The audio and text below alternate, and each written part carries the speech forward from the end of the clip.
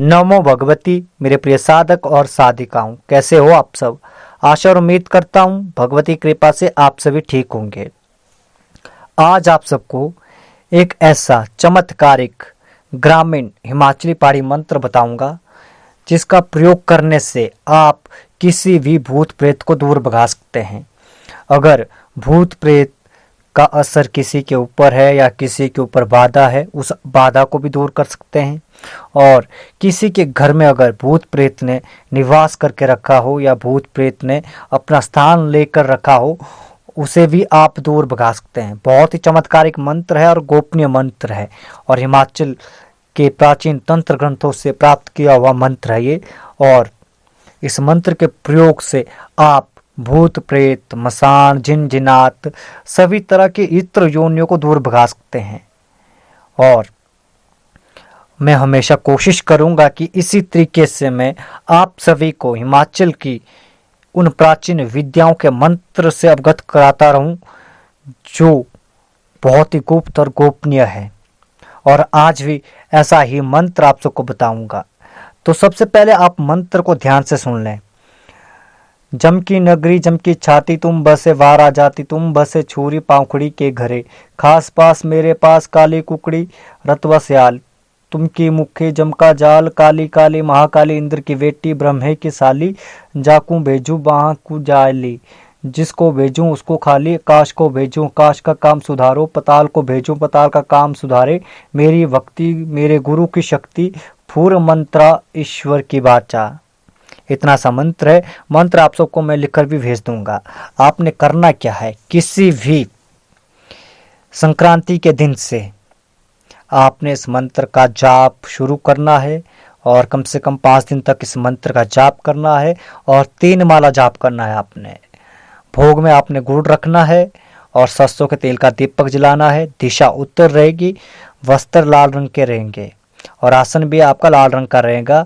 और बाकी जो सामान्य देवी देवता का पूजन किया जाता है उनका आपने पूजन करना है, अपने इष्ट का पूजन करना है। और उसके बाद आपने मंत्र को भोजपत्र पर लिखकर अपने सामने स्थापित कर लेना है और फिर उस भोजपत्र का भी पंचोपचार से पूजन करना है। और उसके बाद आपने रुद्राक्ष की माला से मंत्र का जाप शुरू करना है और 3 माला जाप पूर्ण करना है। इस तरीके से आपने 5 दिन तक साधना करनी है और अंतिम दिन आपने 108 बार घी से आहुति देनी है। बस इतना करना है। इससे आपका मंत्र जागृत हो जाएगा, सिद्ध हो जाएगा। और जब मंत्र सिद्ध हो जाए उसके बाद आपने जब भी इस मंत्र का प्रयोग करना है तो कम से कम 7 बार पढ़कर इस मंत्र का प्रयोग कर सकते हैं। आप इस मंत्र का प्रयोग सरसों पर भी कर सकते हैं, पीली सरसों पर भी कर सकते हैं, जल को भी अभिमंत्रित कर सकते हैं और इस मंत्र के द्वारा हवन भी कर सकते हैं। अगर किसी के घर में भूत प्रेत का साया है, असर है या निवास है तो वहाँ पर आप इस मंत्र से हवन करते हुए 108 आहुति दें और उसके बाद पानी को 7 बार मंत्र पढ़कर अभिमंत्रित करें और उस पानी के छिंटे पूरे घर में छिटवाएं। तो इससे वो भूत प्रेत उस जगह को छोड़कर भागकर चला जाएगा।